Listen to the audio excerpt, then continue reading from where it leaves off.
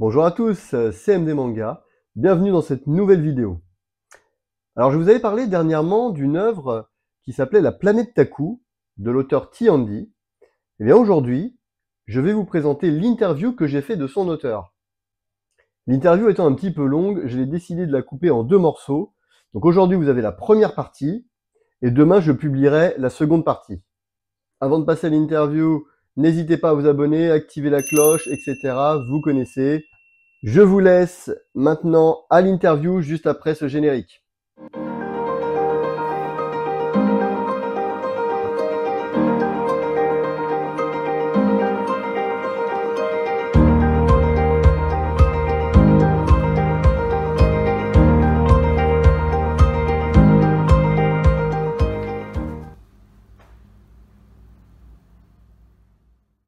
Bonjour Terry, merci d'avoir accepté cette interview.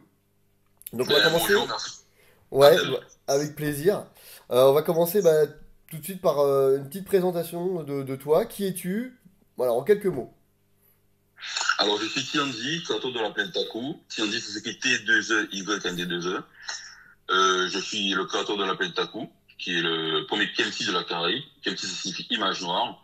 Et voilà, je cherche à travers mon œuvre à mettre en avant les différentes cultures africaines et caribéennes.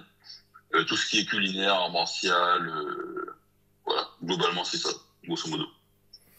Ok. Donc qu'est-ce que tu fais dans la vie? Est-ce que c'est ton métier, tout ça? Alors, c'est pas mon métier principal, je travaille alimentaire, mais on va dire que c'est ce qui me passionne et j'espère un jour pouvoir peut-être en vivre. D'accord. Et t'es toujours prof d'art appliqué, c'est ça?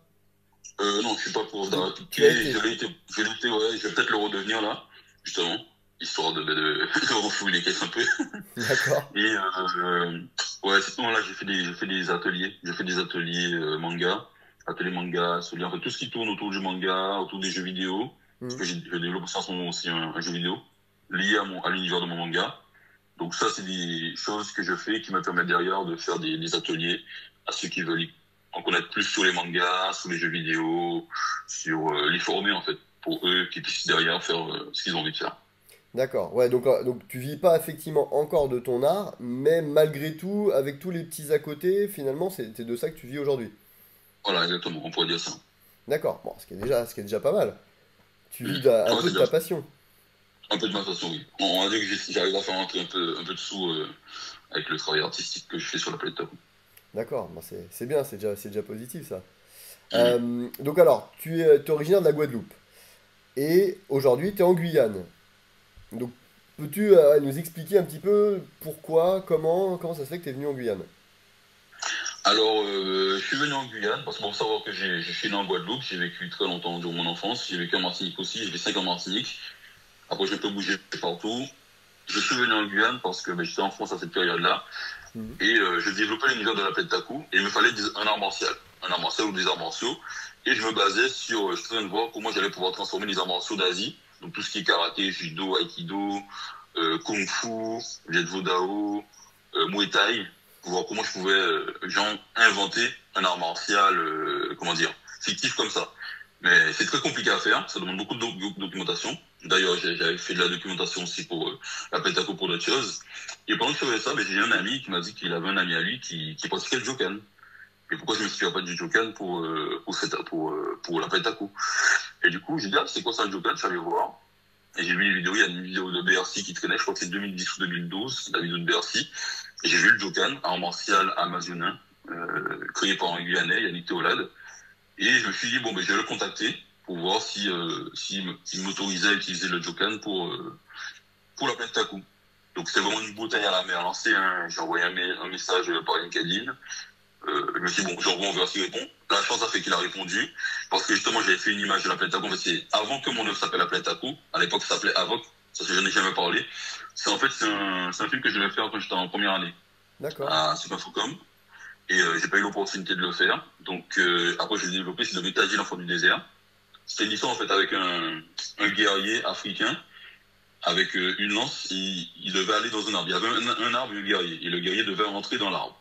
C'est ça le pitch de base. Ensuite, c'est devenu une histoire de Tadji. Donc Tadji, l'enfant du désert, c'est Tadji Mhm. qui doit aller dans un arbre, un baobab, pour sauver sa sœur qui a été enlevée, enfin livrée par son peuple. à l'Inquisiteur. C'est l'histoire de Tadji, l'enfant du désert. Et donc, il a vu l'image principale que j'avais faite à la base, et ça l'a marqué parce qu'il avait fait une photo de lui, avec une lance aussi, une lance avec un paille, exactement la même position, avec un tambour debout, exactement le dessin que j'avais fait. Et ça lui a tellement parlé, il m'a dit, non, c'est trop ressemblant, il faut vraiment qu'on bosse ensemble. Et le fait, donc on a échangé comme ça de 2016 à 2018, et je devais imprimer les tomes. Enfin, mais non pas les tomes, les romans, parce que j'avais fait les romans entre-temps. Donc, Tadji, l'enfant du désert, entre 2014 et 2016. Et de 2014 et 2016, je suis passé de Tadji, l'enfant du désert à La planète Taku, parce que j'ai développé l'univers. Et du coup, quand c'est devenu La planète Taku, j'ai fait un roman. Parce que j'avais pas Tadji, l'enfant du désert, ça devait être au court-métrage. Ouais. Que j'ai pas réussi à faire, parce que ça coûte très cher. Et je me suis dit, bon, comment je peux raconter cette histoire avec les moyens dont je dispose? Donc c'était écrit, hein, je suis pas romancier, mais écrire. J'ai écrit des scénarios, donc je vais essayer d'écrire un livre qui raconte cette histoire, on va voir ce que ça donne. J'ai développé l'histoire, c'est devenu La planète Taku. Et j'ai fait le roman, et il m'a aidé. Je t'ai même dit de combien j'avais besoin pour imprimer les romans. Et grâce à lui, le 9 novembre 2016, j'ai pu sortir mon roman imprimé. Alors qu'on s'était jamais vu, hein, c'était juste des échanges interposés à distance. Ouais, là tu étais en Guadeloupe en fait, là encore. T'étais toujours en Guadeloupe? Non, j'étais en France. Non, j'étais en France à cette époque. T'étais en France, d'accord. Ouais, parce que j'avais quitté la Martinique en 2005 pour venir faire mes études en France entre 2005 et 2010. Ok. Voilà, donc j'étais en France à ce moment-là. Et donc il m'a envoyé la somme qu'il fallait pour imprimer. J'ai imprimé mes romans. Je suis allé au Salon du Livre de Paris en 2017. Ça s'est très bien vendu. Et avec la vente, j'ai pu enchaîner sur le premier tome de La planète Taku, j'ai pris 2 ans de développement. C'est entre 2016 et 2018 que j'ai commencé à développer le tome de La planète Taku.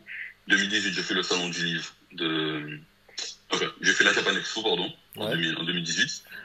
Et justement, c'est par rapport à ça. C'est-à-dire que, comme il m'a soutenu, je me suis dit, c'est trop fort, faut que j'aille en Guyane pour vraiment, parce qu'à la base, je voulais qu'il me fournisse les éléments à distance pour que je puisse les intégrer dans l'œuvre. Je me suis dit, donc, la meilleure façon de l'intégrer dans l'œuvre, le mieux possible, c'est d'aller sur place, en Guyane, où je suis jamais allé, d'aller pratiquer le Jokan, de voir comment ça se pratique, d'assister aux entraînements, participer aux entraînements, comprendre ce qu'est le Jokan, comprendre comment il a créé, de quoi il s'est inspiré, tout ça. Donc, je suis allé sur place, j'ai fait tout ça. Et donc on s'est rencontrés, on a échangé, on est même devenus amis. Et voilà. Et c'est ce qui fait que je suis arrivé en Guyane. Je m'étais dit que j'allais rester entre 3 et 5 ans en Guyane, et on est en 2024 et j'habite encore en Guyane. Et du coup, c'est lui qui t'a appris le Jokan? Oui, c'est lui qui est le créateur. Oui. C'est lui qui m'a appris le Jokan. J'ai pratiqué avec lui, et voilà quoi. Ouais. Belle aventure. Bah ouais, c'est vrai que ça part d'un un petit message comme ça et d'un dessin finalement. Tu pensais pas que ça allait avoir autant d'impact, et puis t'es venu à vivre en Guyane quand même, hein, pour ça. Ah oui. Ah bah moi je suis un fou. Non, mais c'est bien, c'est bien. Ouais, et c'est vrai que derrière, donc en plus dans ton discours, t'as parlé également de court-métrage, etc. Et c'est vrai que c'était une question que j'avais, c'est qu'au final, t'as choisi le manga. T'avais commencé par un roman, et puis au final, t'as choisi le manga. Et qu'est-ce qui fait que du coup, c'est le manga, pas le comics, pas la BD couleur, pas finalement le court-métrage, je comprends, c'est une question de moyens, mais voilà, pourquoi le manga sinon? Pourquoi le manga? Parce que j'adore le noir et blanc. J'adore le noir et blanc. Et donc, le manga est en noir et blanc, contrairement au... Même s'il existe des comics en noir et blanc aussi, mais en général, quand tu fais un comics, on s'attend à ce qu'ils soient en couleur. Ouais. Et la bande dessinée franco-belge aussi, on s'attend à ce que ce soit en couleur. Et moi, je ne saurais pas pourquoi t'expliquer. Si ça ne tenait qu'à moi, je me contenterais de faire des esquisses pour mes tomes. Mais tu sais qu'il faut quand même peaufiner le truc, il faut que ce soit bien fait, etc. Ouais. Mais j'ai une attirance, c'est pas appétence, c'est pas le bon terme, mais j'adore le noir et blanc, j'adore le clair-obscur. Ce qui se rapproche le plus de ce que j'adore vraiment en dessin, ça va être un comics. C'est un peu le style de Frank Miller, ce qu'il a fait sur Sin City. Ah, je connais pas. Je suis pas très comique, je connais pas beaucoup. Non. Ah, ok, d'accord. Sin City, t'as vu les films Sin City, enfin le film Sin City? Non, même pas. Je connais le nom. Je crois même que je dois la voir. On a dû me le filer en DVD, je l'ai jamais regardé. Mais effectivement, c'est un truc en noir et blanc. Ouais, c'est un truc en noir et blanc. Justement, c'est parce que le genre noir et blanc, t'as un jeu de clair-obscur noir et blanc que j'adore. Moi, j'adore ça. J'adore ça, le noir et blanc. Du coup, ça fait partie des raisons pour lesquelles j'ai choisi le manga. Et aussi, j'adore le découpage des mangas. C'est-à-dire que contrairement aux comics et aux bandes dessinées qui sont vraiment très courtes, ça fait quoi, entre 30 et 50 pages, grand max. Ouais. Le manga, il y a 160 pages par tome.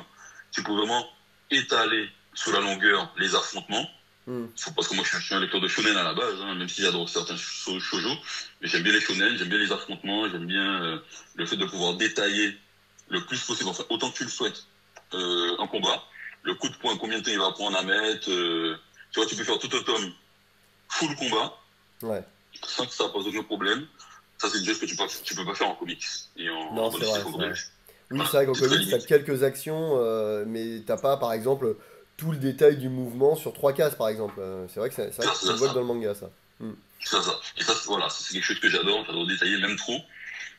Et donc voilà, ça fait partie des deux raisons pour lesquelles j'ai choisi le format manga. Hmm. Et aussi, la dernière raison, c'est parce que c'est vraiment le manga qui m'a...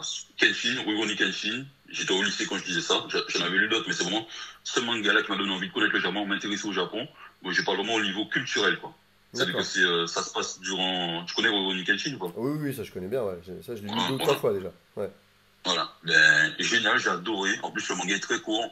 28 tomes seulement à l'époque. Je crois qu'ils l'ont réduit avec la Perfect Edition. Ouais, il est en Et, 22, je crois. Hmm. ouais.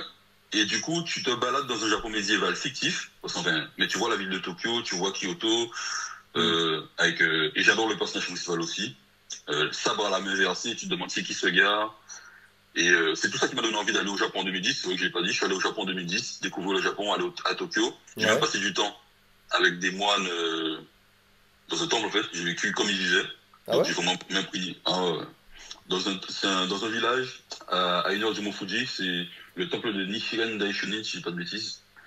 Et donc voilà, j'étais là-bas et j'ai vécu comme eux. C'était très intéressant, c'était marrant. Voilà, donc vraiment, ça m'a intéressé en fait. Ça m'a donné envie de connaître une culture. Bon, il n'y a pas que le Japon, il y a aussi la Chine. Je me suis intéressé vraiment aux différentes cultures d'Asie, dans sa Hmm. globalité, même si j'ai pas fini de me documenter.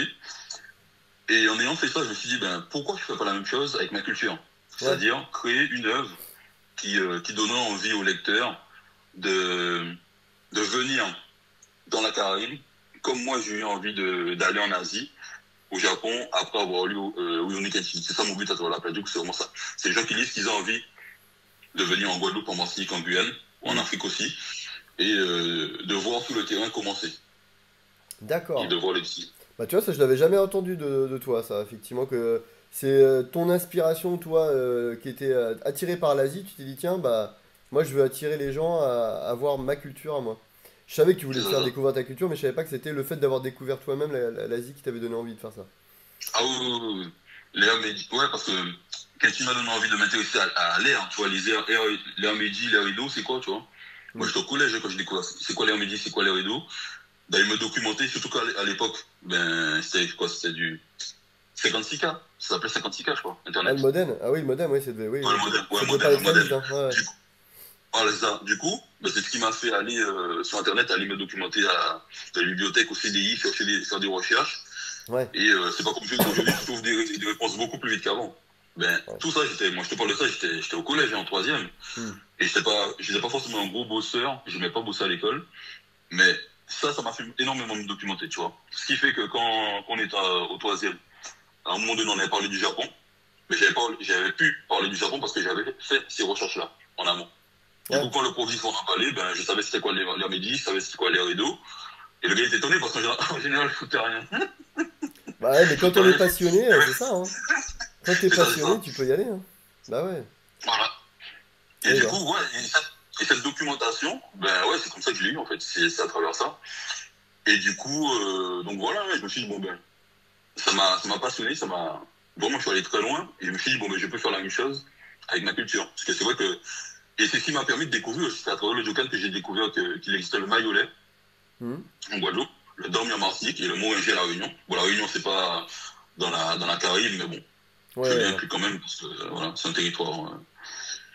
Voilà. Donc, c'est à travers le Jokan que j'ai découvert que, mais sur mon île natale, il y avait un art martial. Sur d'autres îles où j'ai été, il y avait aussi d'autres arts martiaux. Donc, quels sont les arts martiaux, comment on les pratique, qu'est-ce que c'est. Ça m'a ramené vers le du Kuroka aussi, qui est une rythmique chez nous. Voilà. Le Koka, le Bel Air, tout ça. Et dans le Jokan, c'est le Jokano. Il y a le Jokano aussi. Il y a beaucoup, la musique revient souvent. C'est un peu comme la capoeira. C'est-à-dire que les arts martiaux se font aussi, mais à travers une rythmique. Ouais. Hmm. Il y a toujours quelqu'un, une personne ou deux personnes, voire trois personnes qui jouent du tambour. Et bon, nous, on appelle le Gros Ka en Guadeloupe. Et voilà, c'est comme ça. En fait, c'est une danse, enfin, les gens voient une danse, mais c'est un art martial. Et ça, c'est des arts martiaux que tu as découvert du coup par la suite, où t'es allé et que t'es allé. Voilà, c'est ça. Je connaissais déjà le Gros Ka depuis que j'étais tout petit parce que j'avais fait du Gros Ka, Ouais, mais je ne connaissais pas le Mayolet. Et c'est à travers le Jokan que je suis revenu sur ma terre natale et découvrir que le Mayolet existe. d'accord, d'accord. Voilà. Excuse-moi. Il y a aussi, il y a d'autres morceaux que j'ai pas mis, mais qui existent, hein. Il y a celui d'Haïti, il y en a en Afrique aussi. Chaque pays a son propre martial, donc c'est vraiment, bon, je peux pas traiter de tout. Donc j'ai dû Ah vraiment non. choisir ceux dont je voulais parler. Donc j'ai parlé celui de Guadeloupe, la Martinique, la Guyane, la Réunion aussi, celui Hmm. sur le gâteau. Mais voilà. Mais il y a énormément d'arts martiaux, hein, dont on ne connaît pas l'existence. Ah bah effectivement, bah déjà toi, hein, tout ce que tu m'as cité, je connais absolument pas, hein. C'est Non, ça, bah c'est ça. c'est intéressant, c'est bien. Bah je pense, ce qui pourrait être possible de faire peut-être dans certains tomes, toi derrière, c'est si tu pouvais rajouter des fois des petites fiches, vu que tu as fait plein de recherches là-dessus, sur tes arts martiaux, tous les arts martiaux dont tu parles et qui sont évoqués dans l'œuvre. Tu vois, à la fin du tome 7 hop, une ou deux fiches, une sur le Jokan, une sur le Mayolet, une sur, voilà, sur ce que tu veux. Ce que tu vois, bah, justement, on parle beaucoup de Red Flower tout à l'heure. Euh, dans ces tomes en auto-édition, il avait mis quelques fiches comme ça sur son peuple qui était fictif, mais avec des choses réelles qu'il avait découvert à travers les recherches qu'il avait fait. Et toi qui as fait beaucoup de recherches là-dessus, franchement, il y a moyen de rajouter tout ça, ça va être vachement intéressant. Ah oui, oui, je pourrais le mettre. C'est vrai que j'avais pas pensé à le faire, mais ouais, c'est quelque chose que je pourrais faire. J'avais vu sur le tome 1 de Red Furrow, c'est lui qui l'a très bien fait. Ouais. À la fin, il a mis, ouais. J'ai pas pensé à le faire. Moi, j'étais vraiment full, comment dire. Ça avait comme mes recherches, c'était pour moi. Mais je savais pas que ça pouvait intéresser les Ah lecteurs. mais moi je suis, enfin, en Mais tout cas moi ça m'intéresserait, et je pense que je suis pas seul. Et je te dis pour en avoir parlé avec Louis, quand je lui ai dit que moi ça m'intéressait, il m'a dit qu'il avait eu pas mal d'autres retours comme ça, où on lui avait dit ouais ouais c'est assez bien ce que tu mets, ce que tu peux en mettre plus. C'est pour ça qu'il en avait mis plus dans le tome 2. Donc là, après, avec son tome chez Glénat, il en met un peu moins. Mais ça avait beaucoup plus sur ses tomes en auto-édition. Donc franchement, hésite pas. Moi ça m'intéresse vachement, tu vois. Puis en plus, ça me ok, facilite la d'accord. tâche, tu vois. J'ai juste à ouvrir le bouquin et lire. J'ai pas besoin de chercher. Ça marche. Mais je vais faire ça, ouais. Quand je vais rééditer, je rajouterai des planches là-dessus. Ouais, Mais je le ouais, ferai bah sur le écoute. tome 1 Ah bah, d'ailleurs. si Comme j'ai ça, pu rajouter un petit truc, ça me fait plaisir. ça marche. Avec Bon, plaisir. Je en vais y plus, tu as réfléchir. répondu à plein de questions. Là tu as répondu à plein de questions, même mes questions sur les arts martiaux, parce que j'avais une question sur les arts martiaux, et après on reviendra après à tout ce qui est auto-édition, etc. Mais tu as choisi le Jokan, je disais, qui est pas forcément le truc le plus connu. Et c'est vrai que tu aurais pu choisir un art martial comme le karaté, le jujitsu, des trucs que tout le monde connaît. Et c'est vrai qu'une de mes questions, c'était pourquoi tu as choisi ça. Mais bon, maintenant, enfin, c'est vrai que tu as plus ou moins répondu à cette question, quoi. Hmm. Tu, Ah, mais je peux y répondre différemment. C'est-à-dire que moi, je suis guadeloupéen. J'aurais pu mettre le maillot en avant. Ouais, bah ouais, Voilà, t'aurais pu je peux aussi. mettre le maillot mais, ouais, mais j'ai choisi de mettre le Jokan. D'ailleurs, hein, c'est dans la narration. Vu que tu as lu les tomes, peut-être que ça te parlera. On va dire que c'est un spoil sans être vraiment un spoil. C'est avec les personnages principaux, donc Tiyoro, le grand-père, Tadi Mm, Takio, ils pratiquent le Jokan, mais leur art martial n'est pas celui de leur tribu principale. c'est vrai. C'est-à-dire que, voilà, et je crois que je l'ai traité dans le tome 6, je ne sais pas si je dis des bêtises, mais ils viennent d'une tribu qui pratique un art martial, qui pratique le maillolet, justement, pratique le maillolet, et du coup, c'est une intrigue, c'est-à-dire que moi, j'ai mis en avant le Jokan parce que c'était ma façon de remercier Yannick Théolade, pardon, de m'avoir fait confiance, Mm. pour mettre en avant son art martial qu'il a créé, c'était ma façon de le remercier, et par la suite, c'est aussi devenu une intrigue dans l'histoire parce que Chihoro, il pratique le Jokan, mais lui, vu la tribu dont il vient, dont il est issu, il aurait dû pratiquer le maillolet. Mm. C'est quelque chose qu'on va lui reprocher en fait, et qu'on reprochera également aux petits enfants. Ouais, je crois avoir lu dans le tome 6 quelques réflexions à ce sujet. Comme leur Voilà, c'est façon de ça. pratiquer leur art martial est différente et que ça a intrigué un peu les autres. Voilà, Mm. ouais, c'est intriguant parce que justement, il y a la tribu de Guadeloupe qui pratique tous le maillolet, la tribu de Martinique qui pratique tous le damier, et la tribu de Guyane qui pratique le Jokan. Et chaque tribu a son art martial. Du coup, ça n'arrive jamais qu'un pratique, enfin, qu'un membre de la tribu de Guadeloupe pratique l'art martial Mm. de la tribu de Guyane, par exemple. À Ouais, part ouais. Tiro. Et le seul le seul pour lequel c'est le cas, c'est Tiro. Et du coup, D'accord. c'est à partir de là que ça commence à créer des problèmes. C'est pour montrer en fait que même dans un peuple, parce que ça fait partie des thèmes que je veux traiter, je dis, est-ce que parce qu'on est de la même ethnie, on est obligé de s'entendre avec ceux de notre ethnie, et est-ce qu'on peut, en fait, et est-ce qu'on est obligé d'être confronté, d'être en confrontation avec des gens venus d'ailleurs, ou est-ce Hmm. qu'il peut y avoir des liens, en fait? Tu vois? C'est ça que je voulais traiter. Et du coup, c'est une façon de montrer qu'il y a des dissensions, même dans une ethnie similaire. Donc, séparer les tribus comme ça et montrer qu'elles ont leur habitude. L'art culinaire aussi, ça se voit aussi, on le voit dans le top 6, la confrontation qu'il y a entre les deux cuisiniers, c'est ça aussi. C'est t'as le cuisinier de Guadeloupe et le cuisinier de Martinique, Hmm. et les deux ils s'affrontent. Ouais, bah ça c'est un des points, je voudrais qu'on revienne tout à l'heure, effectivement, les thèmes que tu abordes. Et ça, effectivement, c'est un thème important qui est sous-jacent et qu'on voit pointer depuis je dirais, le tome 4 3 peut-être, hein, ça a commencé. Donc ouais, Hum, ouais. Mais on y reviendra après. Je vais finir on juste en sur reviendra. les petites questions un peu techniques du départ. Euh, donc tu sors la planète Taku, non, tu sors l'enfant du désert, Taji l'enfant du désert. Donc là finalement tu nous as dit que t'avais été aidé pour l'éditer, on t'avait financé l'édition. Et pour la suite, en fait, est-ce que tu as proposé le tome 1 de la planète Taku à des éditeurs ou est-ce que tu t'es dit je me lance tout de suite dans l'auto-édition, je ne tente même pas l'édition classique? Ben, au départ, j'avais testé l'édition classique, mais on voulait que je modifie mes personnages. À l'époque, on voulait en faire, que je en fasse des blancs, mais justement, ça dénaturait le Ouais. propos même de mon histoire, donc j'ai refusé de le faire. Et après, je me suis dit, bon, tant pis, hein, ça décolle. En fait, faut savoir qu'entre 2014 et 2016, j'étais allé à j'ai fait énormément d'afterwork pour trouver des gens qui étaient prêts à financer le projet. Et les feedbacks que j'avais, c'était bien, ça intéressait les gens, mais personne, même si c'était bien, ils voulaient pas financer, quoi. Ouais. Donc, on va dire que je suis sorti de 2016 un peu dégoûté, et en me disant, bon, personne ne veut soutenir mon projet, ben, je vais le faire moi-même, et comment je peux le faire moi-même? C'est ce qui m'a amené à faire le roman, et du roman, je suis arrivé au manga, D'accord. tout simplement. Et donc, arrivé à ce stade-là, j'étais plus en mode je cherche des gens, j'étais en mode je me démerde moi-même, quoi. Tu vois. Hmm. Sans doute que chaque fois que tu as des gens qui viennent, quand ils, quand on est en train de faire un truc comme ça, ben, je vais pas dire que la majorité c'est le cas, mais tu as quand même beaucoup d'escrocs, quoi. Ouais. Donc, ouais, J'ai pas c'est, tenté ça, moi, donc c'est vrai que j'ai pas été confronté à ça, je sais pas. ouais, t'as des gens qui viennent et tout, et voilà, il y a toujours un coup de Trafalgar, Hmm. et j'avoue que ça c'est un peu, en fait, t'es focus sur des objectifs. C'est pour ça que moi, il y a des fois, c'est des gens, oui, ça peut très bien se passer, mais je refuse parce que je sais pas ce qui va se passer, quoi, tu vois. Ouais. Tu vois. Là, je t'en dis une histoire, je vais pas trop raconter, là, mais pareil. Il y a plein de trucs qui devaient se faire, finalement, ça se fait pas. Galère financière et tout, je dois repartir. Tu vois, le tome 6 est sorti dans la douleur, hein. Ah ouais? C'est, ah ouais, ouais, dans la douleur, de fou. C'est, Ouais.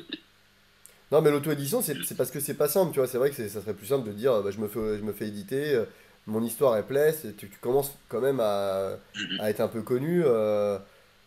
Je pense que ça doit attirer peut-être quelques éditeurs. Est-ce qu'aujourd'hui, déjà, tu as des propositions peut-être d'éditeurs aujourd'hui qui reviennent, que tu avais vu auparavant? pas Non? du tout, pas du tout. La seule chose qui se rapproche, en fait, d'un éditeur, c'est quelqu'un qui était passé. C'est je crois je sais plus pour quelle édition il bossait. Il est passé sur le stand en 2023, Ouais. devant le stand. Avec sa petite valise, il passe devant, et puis,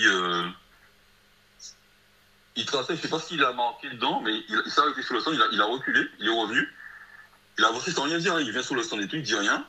Il feuillette vite fait le tome 0, le tome 1, le tome 2, le tome 3, le tome 4, enfin voilà, jusqu'au tome 5, parce que le tome 6 n'était pas encore sorti. Ouais. Il y avait Guto était avec moi sur le stand. Et après avoir fait feuilleter ça, et n'avoir rien dit, il a levé ses yeux, et c'est là qu'il nous a regardé, il a dit, bah, je prends tout. Voilà. D'accord. Je prends tout. Ouais. Il a tout pris, on lui a fait des dédicaces, machin. Il est venu récupérer. Et mais on n'a plus de nouvelles depuis. On n'a jamais eu de nouvelles. J'ai essayé d'envoyer quelques mails, j'ai pas eu de réponse, donc je pense que. Et c'était un éditeur, lui. Il s'était présenté Bah comme ça. ouais, ouais. Ouais, D'accord. c'est un éditeur. Mais j'ai pas eu de. En tout cas, il y a un truc qui lui a plu, mais voilà, ça n'a pas donné suite, malheureusement. Mais là, je me D'accord. suis dit, bon, au moins, il y a quelque chose qui intéresse quand même les gens, quoi. Ouais, il a quand même Mais été attiré par quelque chose. Bon, écoute. ouais, quelque chose. Tu verras après, moi honnêtement je pense qu'effectivement comme tu dis, si tu devais être édité, tu pourrais étoffer l'histoire et je pense que, enfin, moi en le lisant je me dis il y a vraiment quelque chose à faire quoi. Avec des tomes plus gros, tu ferais des tomes plus épais, il serait le double je Ouais, pense. c'est ça. Effectivement, je Mm. pourrais plus, je suis pas obligé de condenser comme je te le disais, parce que c'est vrai que quand t'es en auto-édition, t'as le côté où Mais tu dois anticiper en fait. T'as un tome à sortir. En plus, moi, je me suis imposé une rigueur. Je dois sortir coûte que coûte un tome par an. Ouais. Voilà. Et jusqu'à maintenant, j'y arrive. On va voir si l'année prochaine j'y arrive encore. Mais c'est vrai que quand t'as ça, ben, t'as un nombre de planches à faire et t'as une histoire à raconter, mais ça doit entrer dans le nombre de planches que t'as prévu. Tu Ouais, c'est vois. clair. Et là, le tome 6, c'est le tout premier tome où j'ai enfin réussi à faire un tome qui a plus de 160 pages. C'est vrai qu'il est Ça, plus c'est un gros. de mes Ouais. défis. Ouais, il est Ouais. plus gros. Ouais. Je le regardais, il est à Plus gros gauche. que les Ouais. autres. Effectivement, il est un peu plus gros que les autres. Voilà, donc ça c'était une victoire, parce que le tome le plus important pour moi c'était le tome le plus gros, et là l'idée c'est de continuer à faire des tomes de plus en plus gros, quoi. Ouais, Enfin, qui font au minimum 160 pages à chaque fois. d'accord. Ok. Bah justement, comme on parle dessin, donc je sais que t'es pas le dessinateur du manga. Pourquoi ce choix? Pourquoi c'est pas toi alors que tu sais dessiner? Parce que je crois que c'est toi qui fais les couvertures, c'est toi qui fais tout le chara design. Pourquoi t'as choisi cette façon de faire? Et comment t'en es Ben, arrivé là? parce que j'avais fait la rencontre en 2016. J'allais souvent aux after-work, pas aux after-work, je te raconte. Je travaillais chez moi, et en 2016, quand il me fallait un peu, j'appelle ça sociabiliser, parce que quand on est un artiste, on est souvent enfermé dans notre bulle. Pas tous, hein, mais surtout les introvertis. Moi, je suis un introverti. Donc, je suis souvent dans ma bulle. Et pour sociabiliser, j'avais l'habitude d'aller à des endroits où des gens aiment ce que je fais. Du coup, c'est plus facile de sympathiser avec eux et de passer un bon moment. Hmm. Parce que quand tu sors, tu peux aller à plein d'endroits où... bah, en fait, je m'emmerde vite, moi. Quand je suis entouré de gens qui font des choses qui m'intéressent pas. Ouais, Je m'emmerde assez vite, c'est pour ça que je préfère rester seul. Je me suis dit, bon, j'en avais marre de sortir et de m'emmerder. Je me suis dit, bon, où est-ce que je peux aller où, comment dire, où je suis sûr de m'amuser, quoi. En tout cas, de passer un bon moment et avoir des sujets de conversation suffisamment intéressants pour que j'ai pas envie de rentrer chez moi et tout. hmm, J'étais allé au Paris Games, donc je suis un gros joueur, moi. Enfin, à l'époque, j'étais un gros joueur. Je joue beaucoup moins qu'avant, j'ai plus le temps. Mais en 2011, je crois que c'était la toute première Paris Games Week. J'y étais allé parce que j'ai joué à Guild Wars 2 à l'époque. C'est pendant que je te parle, il y a ma mémoire qui travaille, ça me revient. Donc je me demandais pourquoi j'étais allé, ouais. À la Paris Games Week, j'étais allé parce que je jouais à Guild Wars. Je ouais, faisais partie de Lunatra. J'étais modérateur chez Lunatra. Et du coup, parce que d'accord. j'étais modérateur là-bas, j'avais eu l'entrée, en fait. On m'avait invité pour aller justement assister à la présentation de Guild Wars 2 pour parler du jeu, tout simplement. Aux D'accord. autres et faire des articles et tout parce qu'en fait il y avait beaucoup de forums qui n'existent plus d'ailleurs depuis la sortie enfin ils ont récupéré toute la famille. Lunatra n'existe plus, tous les autres aussi, il y avait d'autres communautés qui n'existent plus qui sont mortes, hein. Hmm, Et du coup pendant que je vais à la Paris Games Week, je vois en fait qu'il y a une fille qui joue un jeu vidéo, enfin Street Fighter, et en fait elle est en train de battre tout le monde en fait. Et je regarde, mais c'est qui cette fille qui est en train d'éclater tout le monde comme ça là? Mais c'est Kayane. Elle est C'est connue? Kayane. Ouais, très connue. Ah, Tu connais pas je Kayane? connais pas du tout les genres Ok. pro de jeux vidéo. Ah, ok, d'accord. Ben, elle est connue, très connue. Et du coup, je la vois jouer et tout, et elle fait des sessions. Je commence à voir ce qu'elle fait, et elle fait des sessions quand il y a des sessions et tout. Donc j'y allais pour parler avec des gens et tout. Et à un moment donné, il y a son qui avait un restaurant, donc on y allait aussi. Et au restaurant, ben, je rencontre quelqu'un qui s'appelle JD. Hmm, Donc je sympathise avec lui. Voilà, parce que voilà, on fait des blagues et tout, on sympathise, on devient potes. Et ce gars-là, en 2016, il me tanne pour que je vienne à un endroit qui s'appelle le Drink and Draw. d'accord. À Paris, c'est un endroit où tu viens, tu dessines et tu consommes, tu dessines et tout. Ah, je Et il y connais a pas du plein de tout. gens qui viennent Drink qui and Draw, dessinent. tu dis? Ah ouais? Ouais, ça c'est le Drink Ça and existe Draw. Ouais, toujours? ouais, ça existe toujours. Ouais. Ça existe D'accord. toujours et ça se fait, c'est des sessions où justement t'as plein de gens qui se croisent. Et là-bas, tu croises énormément de dessinateurs. Ah ouais, ouais, Bah, effectivement. Jigito, il va en fait. Jigito, il va de temps en temps. T'as Jigito, Ouais. t'as, ouais, t'as Peut-être pas mal de monde. effectivement que j'ai dû voir une photo de lui là-bas. Ça me dit quelque chose. Ouais, parce que Drink and Draw, j'ai peut-être déjà entendu ça, ouais. T'as Steven, j'avais croisé aussi Isma, Isma avec lequel j'ai bossé sur le tome 0. Ouais, C'est là-bas que j'avais croisé. Donc, il me tanne pour que je vienne. Sauf que moi, je suis en mode, je développe mon univers, j'ai pas le temps de sortir, et voilà. Moi les canalisations, ça me suffisait. Et, mais il insiste tellement, il me dit, bon, ben, vas-y, je vais y aller, quoi. Il me dit, ouais, viens au Bécado, viens. Donc, je viens. Et à l'époque, j'ai sorti mon roman. Il me dit, ouais, ramène ton roman, tu vas le présenter au chat et tout, etc. Donc, j'arrive. Il me dit, ouais, mais pourquoi tu prendrais pas un dessinateur pour faire les tomes, quoi. Je dis, non, moi, je vais le faire moi-même et tout. Et il me dit, bon, ben, je te mets quand même en contact avec l'individu en question. Il s'est ouvre. À hmm. distance, lui, il était jamais venu, mais je le connaissais. Il habite en Allemagne. Ah ouais, Et on parle, ouais. Et au début, donc on discute ensemble. Et moi, au début, je suis pas très chaud pour que quelqu'un d'autre dessine mon manga. Et lui, il était pas très chaud pour bosser non plus, enfin, voilà. Mais il se trouve que quand je lui raconte l'histoire, donc on se parle quand même, mais c'est à distance, hein. Ça, c'est un truc qui sera à distance. On se parle quand même, et quand je lui raconte mon histoire, l'histoire, en fait, de la planète Taku, il se dit, ah, mais putain, mais si je le fais pas, personne ne va le faire. Du coup, il dit, bah, vas-y, parce qu'il y a une question de temps aussi. Ouais, bah ouais. Parce que tu dois avoir un travail alimentaire à côté, etc., Bah etc. oui, oui, ouais, lui il était soumis plus à ton emploi du temps qu'à ce qu'il avait l'habitude de faire, hein, ouais, c'est clair. Voilà, c'est ça.